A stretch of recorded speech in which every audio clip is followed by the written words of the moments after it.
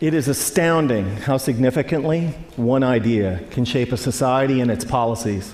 Consider this one. If taxes on the rich go up, job creation will go down. This idea is an article of faith for Republicans and seldom challenged by Democrats, and has indeed shaped much of the economic landscape. But sometimes the ideas that we are certain are true are dead wrong. Consider that for thousands of years, humans believed that the Earth was the center of the universe. It's not, and an astronomer who still believed that it was would do some pretty terrible astronomy.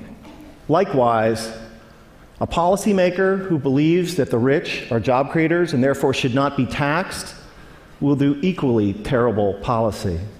I have started or helped start dozens of companies and initially hired lots of people. But if there was no one around who could afford to buy what we had to sell, all those companies and all those jobs would have evaporated. That's why I can say with confidence that rich people don't create jobs, nor do businesses large or small.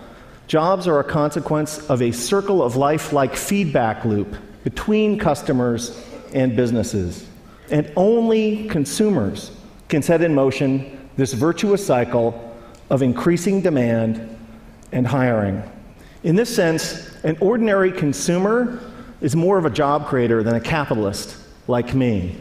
That's why when business people take credit for creating jobs, it's a little bit like squirrels taking credit for creating evolution. It's actually the other way around. Anyone who's ever run a business knows that hiring more people is a course of last resort for capitalists. It's what we do if and only if rising consumer demand requires it. And in this sense, calling ourselves job creators isn't just inaccurate, it's disingenuous. That's why our existing policies are so upside down. When the biggest tax exemptions and the lowest tax rates benefit the richest, all in the name of job creation, all that happens is that the rich get richer. Since 1980, the share of income for the top 1% of Americans has more than tripled, while our effective tax rates have gone down by 50%. If it was true that lower taxes for the rich and more wealth for the wealthy led to job creation, today we would be drowning in jobs. And thank you. And yet, unemployment and underemployment is at record highs. Another reason that this idea is so wrong-headed is that there can never be enough super rich people to power a great economy. Somebody like me makes hundreds or thousands of times as much as the median American, but I don't buy hundreds or thousands of times as much stuff. My family owns 3 cars, not 3,000. I buy a few pairs of pants and shirts a year like most American men. Occasionally we go out to eat with friends. I can't buy enough of anything to make up for the fact that millions of unemployed and underemployed Americans can't buy any new cars, any clothes, or enjoy any meals out.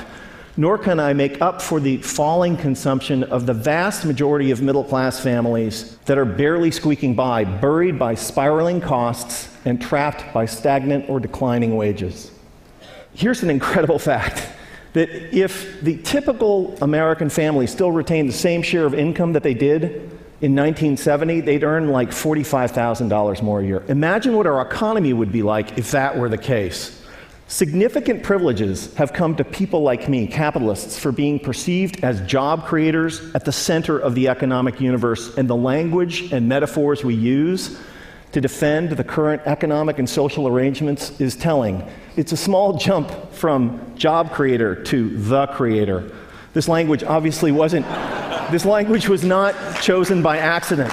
And it's only honest to admit that when somebody like me calls themselves a job creator, we're not just describing how the economy works, but more particularly, we're making a claim on status and privileges that we deserve.